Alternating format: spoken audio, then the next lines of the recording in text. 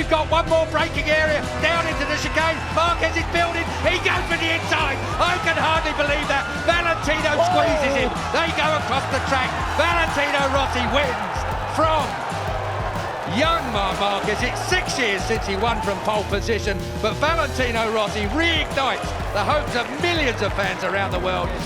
Well, he was great on the brakes. We've seen that before, but it was a long way to come from Jules, and he got it a bit wobbly there, didn't he? But Valentino had to bail out.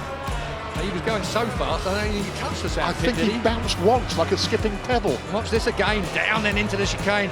You just know Marc Marquez is going to have a go, but Valentino was too far in front and came to the apex and squeezed the Honda onto the curb.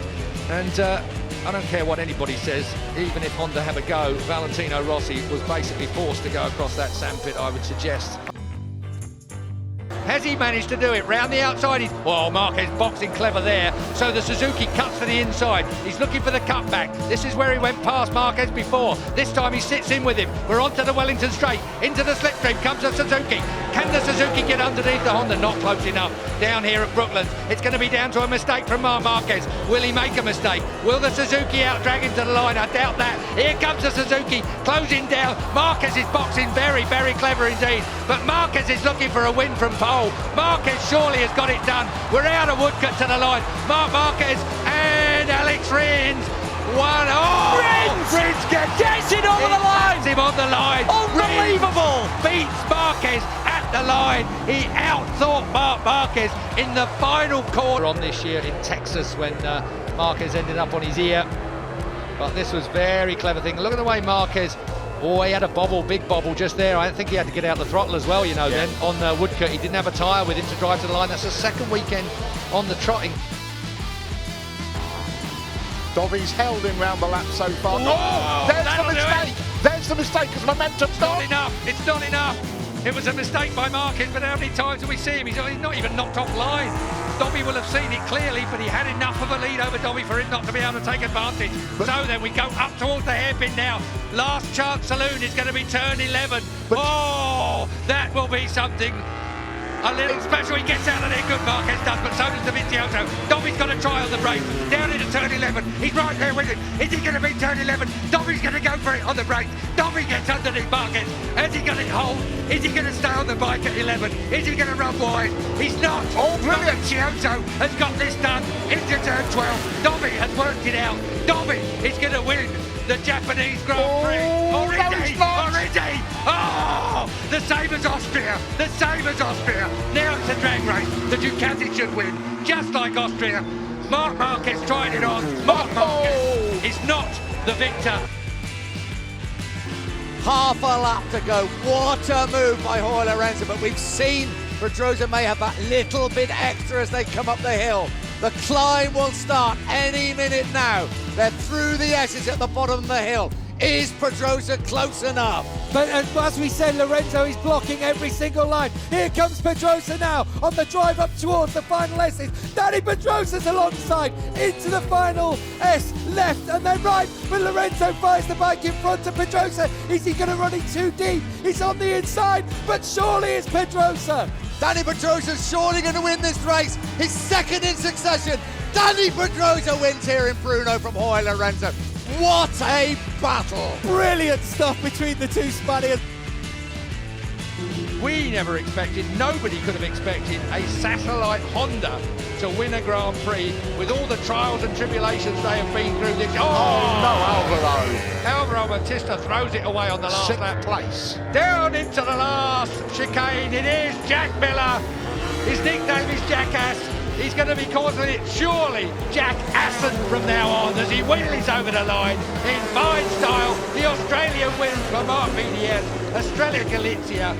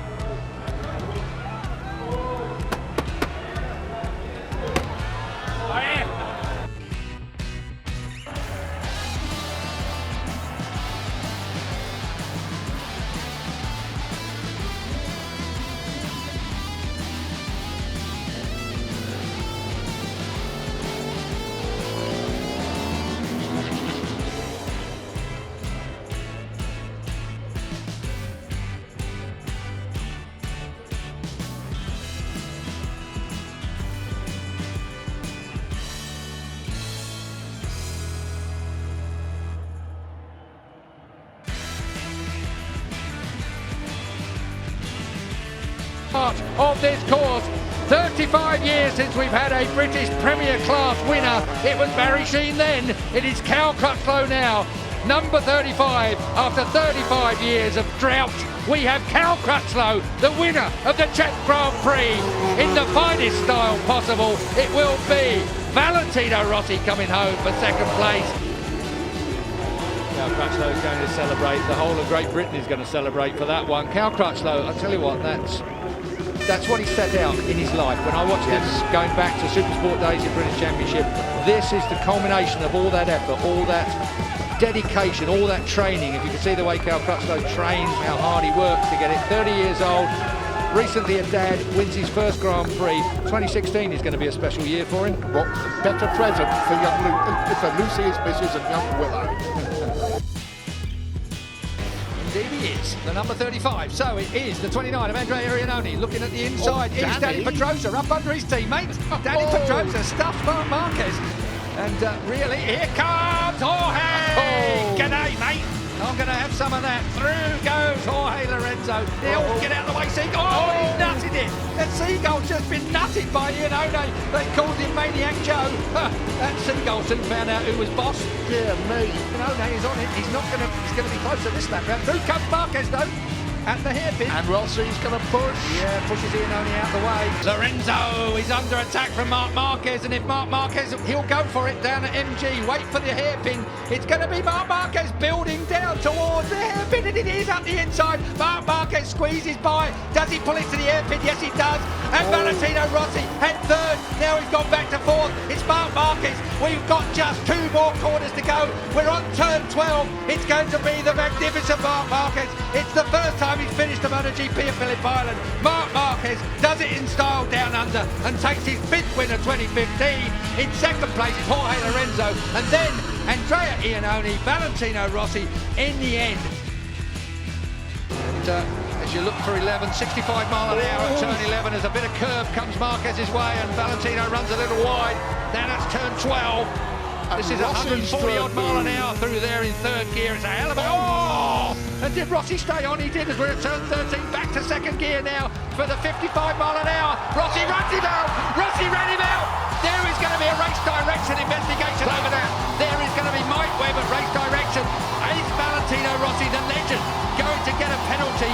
He will get a penalty, I'm fairly sure of that. It almost looked like he looked up and nudged Marquez off the track. This is controversy that moves onto the track. We have had all the controversy off track and in the press conference. Now we have got real trouble coming away. Let's have a look at it. Marc Marquez gets underneath him here. He's hard on Valentino Rossi there. But as they look across, again, Give it a minute. here we go. Yeah. Marc Marquez shoves it up the inside. Valentino Rossi has to concede. It's fair from Marquez there. This is the point. Valentino looks at it and runs him out wide and then tangles up with him. I'm afraid, I'm very sorry, and I am a Valentino Rossi fan through and through, but that was not good riding.